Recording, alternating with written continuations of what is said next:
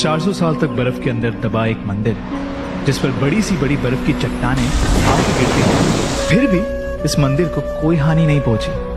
और फिर कई साल बाद जब बर्फ पिघलने लगी तब ये मंदिर सामने आया और साइंटिस्ट और जियोलॉजिस्ट इसे सही सलामत देखकर दंग रह गए। एक ऐसा मंदिर जिसके दर्शन करने पर माना जाता है कि मोक्ष के सभी रास्ते खुल जाते हैं, क्योंकि महाभारत के अंत में शिव जी ने स्वयं यहाँ प्रकट होकर पांडवों को स्वर्ग का रास्ता दिखाया था। यह है शिव जी के 12 ज्योतिर्लिंगम में से एक माने जाने वाला हिमालय की चोटियों के बीच बसा श्री के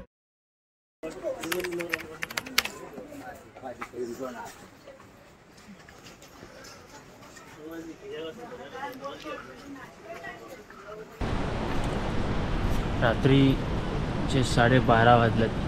जवळजवळ 1 किलोमीटर क्रॉस करून पुढे आलोय। भाई जी पूरा सरकारी सामान है ये? सरकारी सामान है। तो अभी कहाँ लेके जाना है? पूरी केदारनाथ। केदारनाथ लेके जाओगे? किस चीज़ के लिए? लॉज के लिए। लॉज बन रहे हैं ना। अच्छा लॉज बन रहे, रूम बन रहे वहाँ पे? रूम बन रहे। ओके ओके सही आहे। तर मित्रांनो बघा, हे सगळं रूम बनवायसाठी तिकडे खच्चरवरून सामान घेऊन जातात तिकडे। खूप मेहनतीचं काम आहे। मॉर्निंगला 2 वाजलेत आणि 2 वाजता ते हे सगळं एवढं सामान घेऊन चाललेत वरती।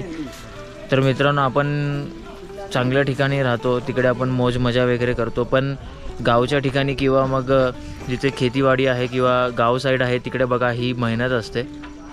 सो आणि हे बघण्याला पण खूप म्हणजे मेहनतीचं काम वाटतंय, पण सोयी सुविधा आपल्यासाठीच होत आहेत तिकडे सर्व।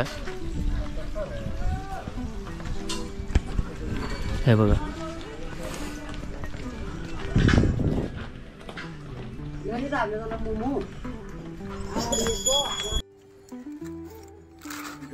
आता स्टॉप वगैरे घेतलाय, आलो बसलो होतो, दम लागला होता म्हणून, आणि आता परत निघालो। पण मंदिरची लाईट आम्हाला हळूहळू दिसते, एकदम बारीक लाईट आहे ती दिसते आम्हाला तिकडे। तर बघूनच बरं वाटतंय की हां बाबाच्या जवळजवळ पोचलो आहे। ही बघा ट्रॅक्टर, हे ट्रॅक्टर वरपर्यंत जाते, सगळं सामान वगैरे हे लोक घेऊन जातात, सिलेंडर वगैरे जे काही असतील ते लोक यातून घेऊन जातात। जवळजवळ आता 6 ते 7 किलोमीटर क्रॉस करून आम्ही आलो आहे वरती।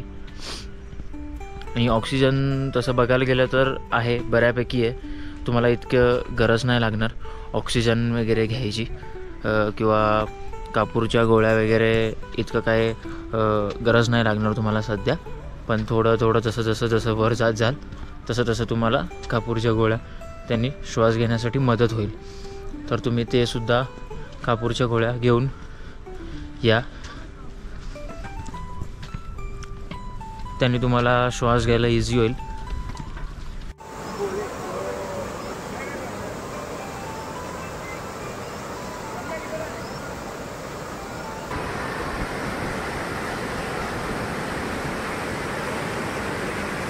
आता आम्ही भीमबलीच्या तिकडे पोहोचलोय, पण थंडी एवढी जबरदस्त थंडी आहे की ग्लव्स वगैरे घातलेत मी, आणि लगेच मी जे स्वेटर आणलं होतं ते स्वेटर पण घातलं, कारण थंडी अचानकमध्ये वाढते, अचानकमध्ये थंडी कमी होते। आणि पण वाईब जर बघाल तुम्ही इकडे तर खूप सुंदर आहे, असं त्रास जाणवत नाही आहे चालताना, भोलेनाथची कृपा आहे आमच्यावर।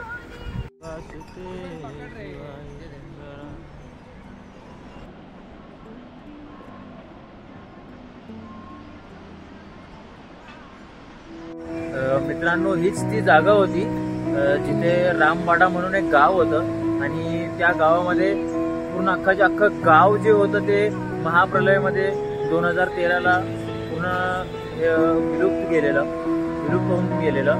तर तुम्हाला हे बघा, ही जी नदी होती हेच इथूनच पाणी येत होतं, आणि अख्खं इथे पूर्ण अख्खं गाव होतं, आणि ते गाव पूर्ण त्या पाण्यामध्ये गेलं होतं। आणि रामवाडा जे गाव होतं ते गाव इकडेच होतं, आणि आणि ते आता विलुप्त झालं, म्हणजे पाण्यामध्ये गेलंय.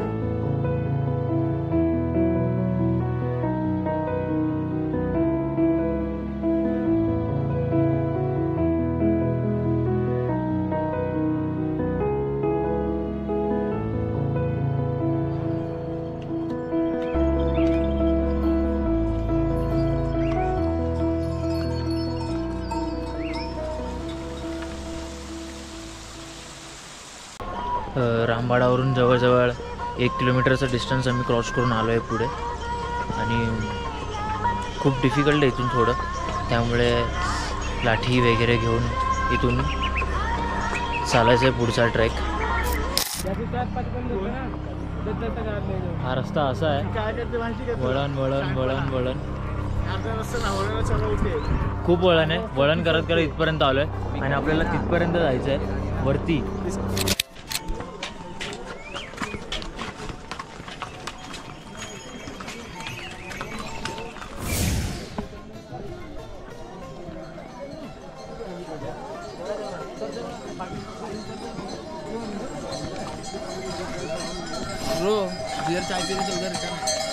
कैसा लग रहा है बाबू?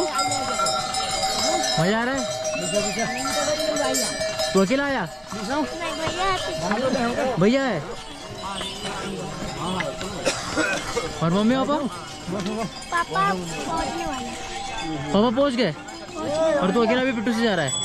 नहीं, ये है। अच्छा, ये भी है आपके साथ? तू उनके साथ जा रहा है? तो कैसा लग रहा है देखो यहाँ पे आके? अच्छा लग रहा है? मजा आ रहा है? बाबा के दर्शन करना है? ओहो, क्या बात है.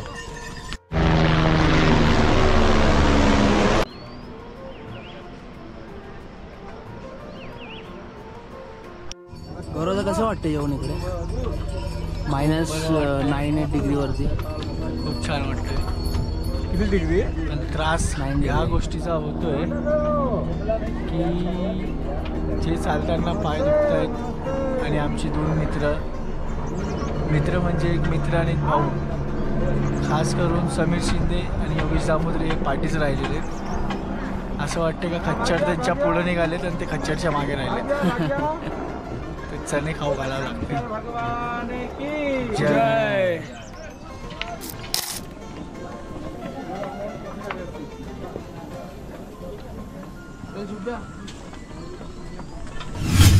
केदारनाथ मंदिर हे भगवान शंकराचे मंदिर आहे. भारत देशातील उत्तराखंड राज्यात स्थित असलेलं हे मंदिर 12 ज्योतिर्लिंग आणि पंच केदार मधील प्रमुख स्थान आहे. गौरीकुंड पासून सुमारे 22 किलोमीटरवर असलेलं हे मंदिर मंदाकिनी नदीच्या काठावर आहे. महाभारतात मनुष्यबळाचा पाप मुक्त करण्यासाठी पांडव शिवजींचा शोध घेत केदारनाथला पोहोचले, परंतु पांडवावर राग असल्या कारणाने भगवान शंकरांनी बैलाचा रूप घेऊन जमिनीत जाऊ लागले. पांडवांनी त्या बैलाचा कोप धरून ठेवला. भगवान शंकराची माफी मागितली आणि मंदिर निर्माण केलं. केदारनाथ मंदिर वर्षाच्या 6 महिने भक्तांच्या दर्शनासाठी खुले असते. मे महिन्यामध्ये केदारनाथ मंदिराचे दरवाजे खुले केले जातात. दीपावली पाडव्याच्या दिवशी मंदिराचे दरवाजे बंद केले जातात. थंडीमध्ये इथले तापमान -15 ते 16 डिग्री पर्यंत जाते. बर्फ पडत असल्याने केदारनाथ मधील रहिवासी सोनप्रयागला येतात व थंडीचे 6 महिने सोनप्रयागला राहतात.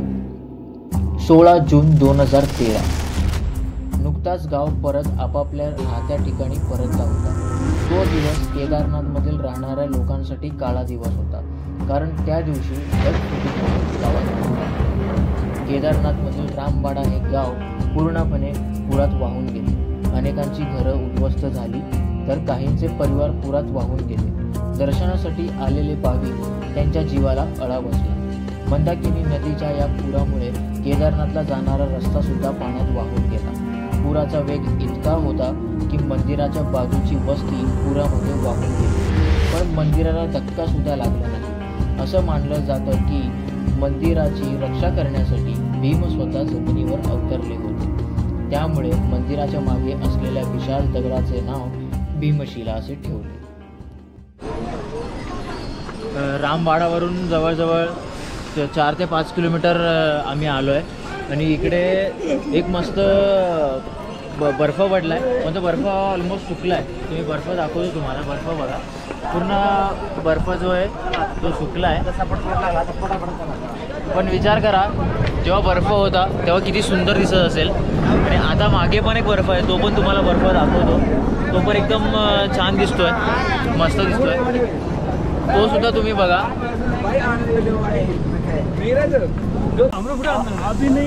भाई इसको क्या बोलते हैं? इसको फोटो कैमरा नहीं, इसको क्या बोलते हैं? आप जिस पे बैठे हो पालकी. अच्छा, 4 जन मिलके उठाओगे इसको? इसका कितना होता है? होता है अप डाउन का 12,000. गौरी कौन सा है? ऊपर से साइड से होता है 8,000 ऊपर से आने का. ऊपर से आने का. चलो सही है. भाई लोग का भी बहुत मेहनत है इसमें. खूप मेहनत करावी लागते. 4 जण मिळून ती पालखीवरती घेऊन जातात. मित्रांनो, आता ते पालखीमधून घेऊन जाणार आहेत. तर बघा ते पालखीमध्ये कसं घेऊन जातात. खूप स्ट्रगल आहे, खूप मेहनत आहे.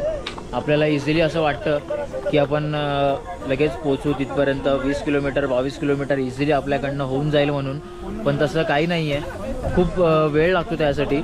आणि जर तुमच्या मनात जर तुम्ही ठरवलं तर नक्कीच तुम्ही जाऊ शकता तिथपर्यंत. पण थोडीशी मेहनत तुम्हाला तिकडे घ्यावी लागेल, थोडेसे स्ट्रगल्स करावे लागतील. ते म्हणतात ना, कुछ पाने के लिए कुछ खोना पडतं, तशातली गत आहे. तुम्हाला जर चांगल्या धार्मिक स्थळावर किंवा त्या स्पॉटवर जायचं आहे तर मग तुम्हाला थोडेसे कष्ट घ्यावे लागतील. या अशा डोंगरदरी पार करून तुम्हाला यावंच लागेल, तेव्हाच तुम्ही तिथपर्यंत जाऊ शकता.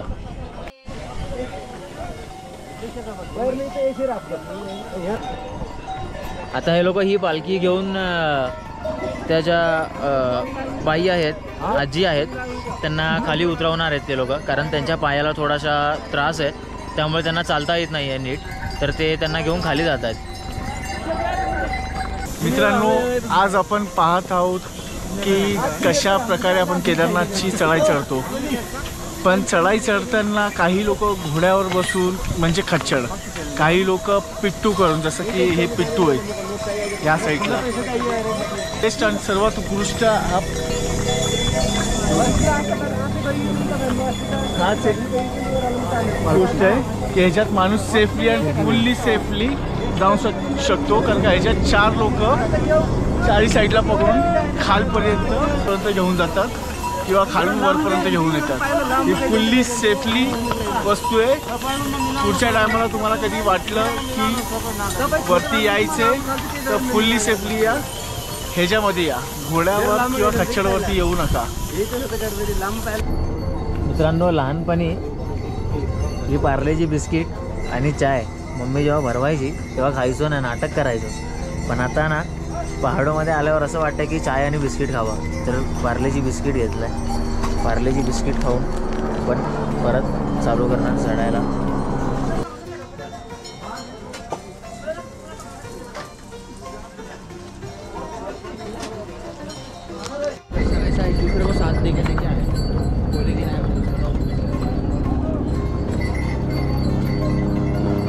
और इधर से तो नज़दीक है ना. चढ़न खूप आहे. चढ़न बघून आला ना की नाही? विश्वास आला ना तुला चढ़न?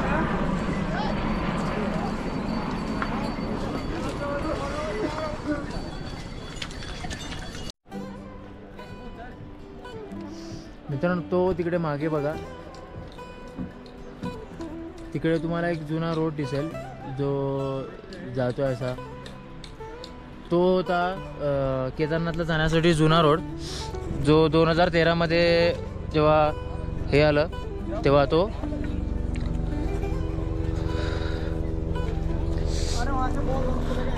रस्ता तुटून वेगळीकडे गेला. पण जुना रोड जो होता तो होता आणि तो इझी होता रोड. आताचा जो आहे तो थोडा हार्ड आहे. आणि आम्ही जवळजवळ आता पोचायला आलो केदारनाथला. मित्रांनो, खरंच जर तुमची श्रद्धा असेल, तुमची भक्ती असेल ना, तर खरंच तुम्ही घोडे किंवा पालखीतून येऊ नका, चालत या. जर तुम्हाला त्रास आहे खूपच किंवा काही चढायला होत नसेल, खूपच त्रास होत असेल तरच तुम्ही खच्चर किंवा मग पालखीने या किंवा हेलिकॉप्टरने या. पण मी तुम्हाला सजेस्ट करेन की चालत या, एन्जॉय करा. थोडासा त्रास होईल पण शेवटी मंदिरावर पोचल्यावर खूप सुकून मिळेल तुम्हाला.